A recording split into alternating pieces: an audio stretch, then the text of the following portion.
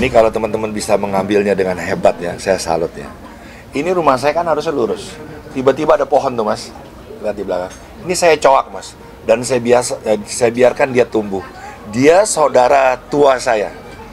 Coba ya, kalau anak-anak nggak diajarin semangat alam ini pasti ditebang. Ini belok ke sini baru ke sana. Itu ada pohon di situ, pohon mangga. Dulu saya menjaga dia. Sekarang dia besar, dia yang menjaga saya dari oksigen, dari rasa panas, dan dari pelanggan-pelanggan yang hadir di sini, dan ini akhirnya viral. Ini luar biasa ya, luar biasa bahwa alam itu ada kurirnya, dia yang menyampaikan, tunjukkan jalan ke goa. Anda susah nggak ke goa? Susah kan? Parkirnya susah, jalannya susah ya. Namanya juga ke goa. Goa itu tempat ibadah. Ibadah itu apa? Berjalan di kesunyian. Kita meninggalkan eksistensi diri kita. Kita menemui Allah. Kita meninggalkan yang diamanahkan. Dan saat kau kembali pulang dari ibadah, kau telah meniadakan diri bahwa kau bukan siapa-siapa lagi. Jadi goa itu jangan cari lobbynya, Mbak. Cari hatimu terpaut di mana, jangan cuma zikir dalam ucapan gitu loh. Insya Allah, alhamdulillah, sekarang teman-teman datang banyak benar. Luar biasa ente, makan sekenyangnya. 1 Maret 2021 mas, saya melarat belangsak mas. Uang tabungan saya tinggal 950.000, demi Allah. Saya ini ingin jadi kekasih Allah yang maha kaya, saya dimiskinkan. Saya ketawa aja. Allah. Saya ingin jadi kekasih kamu kok dimiskinkan. Udah, saya mau bikin kafe, mungkin nggak tuh mas? 950 bikin kafe, ternyata nggak ada yang nggak mungkin sama Allah. 2 hari, saya pekerjakan 1 tukang, saya rombak nih, saya buka pintunya, saya buka semuanya. Jadi girohnya, semangatnya, soulnya dapat. Wah, lucu juga ya kok jadi kafe. Saya bangun mas, di tengah orang nggak ada yang mau keluar. Karena saya yakin suatu saat iman itu keyakinan, dan kamu kalau berinteraksi sama dia, bukan bertransaksi sama dia, pasti kamu akan ketemu ujungnya. Jadi saat pandemi ini mas, ibadah yang terbaik, ikhtiar yang terbaik adalah memperbaiki ibadah kayaknya, keyakinan. Begitu mas. Ya Allah mas, ternyata hidup itu adalah keluhan, penderitaan. Kapankah seorang hamba merayakan hari raya di hadapan Tuhannya? Saat penderitaan itu datang padamu. Ya, jadi saya ucapkan selamat datang penderitaan. Tapi siapa bilang penderitaan itu adalah kehinaan yang identik dengan kebodohan, kemiskinan? Nikahi sekarang penderitaan itu dengan bernikah. Pasti yang terlahir adalah kebahagiaan. Kalian lihat sendirilah, penuh tempatnya, penuh alhamdulillah ya. Karena apa? Saya berani atau berhasil karena Allah menikahi penderitaan itu. Nabi-nabi hidup tidak ada yang tidak menderita, semuanya menderita. Tapi kata siapa dia menderita? Ente aja lihat dia menderita. Ya, karena bagi para kekasih-kekasih Allah, antara penderitaan dan kebahagiaan sami mawon, podo wae, sama aja. Ini rumah goa sepanjang tahun itu ada bendera berkibar tanpa ada angin. Karena hidup saya sudah tidak mengharapkan angin lagi, hanya Allah. Jadi saya bikin benderanya pakai kawat dan dia berkibar terus siang malam, subuh maupun maghrib. Jadi sekali lagi mbak, kalau soal kemerdekaan sudah ada, mungkin di HP saya ada musik kemerdekaan mulai siang. Adanya di kandang jurang doang. Ya, tadinya malamnya juga ada tausiah dari Syekh Jibril, tapi karena dia sakit kita batalin malamnya. Ya, hari ini bukan kita bikin sekolah, tapi kita menawarkan, Bu, anak-anak ini nggak harus di sekolah umum. Ada di homeschooling, ada yang besar karena sanggar, ada yang besar kita sebagai orang tua teman bermain, teman belajar, juga sahabatnya di alam, di rumah. Sekali lagi ya, yang wajib itu belajar, bukan sekolah sebenarnya ya.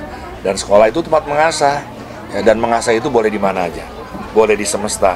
Kalau anak-anak di pantai belajarnya, dia menghadap pantai, artinya dia mengurus pantai, dia punya pustaka sendiri di dasar laut, maka yang diajarkan adalah menanam terumbu karang yang baik. Kenapa anak-anak pesisir pantai harus belajar kayak ujian nasional? Lalu anak-anak ini jadi meninggalkan pantainya. Padahal kita negara yang luar biasa lautnya. Garis pantainya kalau ditarik lurus itu nomor 2 di dunia setelah Kanada. Ya, kalau mereka yang di hutan diajarkan bagaimana menanam tanpa menunggu musim, bukankah anak-anak gunung tidak usah turun ke kota? Sekarang ditinggalkan gunung-gunung itu semuanya. Yang di sawah juga begitu, bagaimana kita tidak usah menunggu musim panen, tapi kita bisa membuat memanen mungkin 3 bulan, bisa 2 kali ya, luar biasa. Jadi sekali lagi, pandemi mengajarkan kita bahwa pendidikan yang ada belum tentu bisa menjawab persoalan-persoalan yang ada dalam hidup kita. Tapi si dasi ini apakah ada satu konsep yang merujuk pada pengajaran atau memang secara terpisah Omis dengan sekolah alamnya, Kaseta dengan homeschooling-nya, Mas Adit dengan kita kan panik sekarang dia sekolah kayak apa yang baik ya. Kalau saya pergi ke tol dulu ada yang ngelayanin uang kembalian, sekarang udah pakai GTO ya. Nanti udah pakai sensor. Lalu kemana ribuan pekerja-pekerja itu? Dan kalau sekolah masih konsepnya sama, biar dia bisa kerja mendapatkan lapangan pekerjaan, aku rasa udah beda suasananya. Ya sekarang benar-benar harus kita hidup dengan passion kita, ya. Lalu itu diasah menjadi talenta dan kita hidup dengan keahlian kita. Jadi apa yang namanya bakat itu sudah diberikan oleh Allah sejak anak-anak itu masih kecil. Passion tuh kalau menurut saya adalah derita. Jadi anak-anak memilih deritanya, tapi tidak rasa dia menderita karena itu kesukaannya, kecintaannya dia. Kandang Jurang Doang itu udah 27 tahun. Ya, jadi Kandang Jurang Doang itu 20 tahun. Kegelisahan saya ketika saya, mohon izin ya teman-teman, saya kan gak ada prestasinya di sekolah. Gak naik kelas di SD. SMP murid paling bego, SMA murid paling dongo. Tapi ini karena Allah, masuk IKJ, Institut Kesenian Jakarta, bidang saya tes terbaik, lulus mahasiswa terbaik. Duta UNICEF, duta pendidikan, duta salah satu minuman besar, pembawa obor Olimpiade 2008, jam 8 tanggal 8 tahun 2008 di Cina, pemenang 5 Panasonic Award berturut-turut 2001-2006, terus art director video klip terbaik, fotografer terbaik, pesilat terbaik, penyanyi terbaik, produser terbaik. Jadi kalau kamu berkecil hati anak-anakmu, nilai berapa? 9 mah ini. Matematika 10 ini 10. Hobinya apa? Nggak tahu mah. Nah itu yang khawatir sekarang. Jadi nggak apa-apa, anak-anak kita 6, ya ini ya 7 ini 6,5, nggak masalah. Yang penting bakatnya jelas. Jadi kita mengasah talenta-talenta itu dengan tadi ada Kaseto, ada Dumai, dan ada Dik Doang. Kalau saya sekolahnya tidak sama dengan mereka ya, karena saya sepulang sekolah baru ke Kandang Jurang Doang.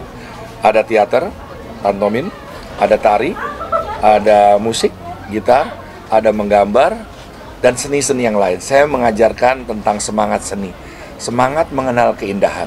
Jangan buang sampah sembarangan di situ, itu tidak indah. Lalu mulai kita bilang, itu bagian daripada iman. Iman kepada siapa? Kepada Tuhan. Ujung-ujungnya ke sana juga. Gitu.